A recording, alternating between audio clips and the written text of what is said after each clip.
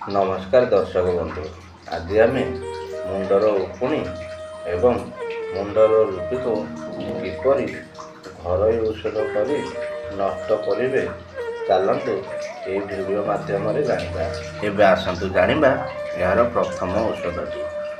आपण मैंने कदली गछर सुखिला पत्र को आनिबे। यह आनी आपण मैंने जलाई भस्म करने। यही भस्म को पानी रे गोलाई मुंडरे लगाई नेबे। देखिए उकुणी मरीजे एवं आपण रूपे भी नष्ट हो। एबे चलतु जानिबा द्वितीय औषधटी। यार नाम कर्पूर। यही कर्पूर आपण मानक दुकान रे सहज भाव में मिल जिवो। यही कर्पूर को आनी आपण माने नड़िया तेल रे मिसाई जदि लगाती ताहले मुंडरे थिबा उकुणी माने मरी जाती। आगामी वीडियो रे आउ किछि आयुर्वेदिक उपचार आपण मानकु मु कहिबी। एथिपई आपण माने मो चैनल टी को सब्सक्राइब करी नोटिफिकेशन टी को ऑन कर दियंतु।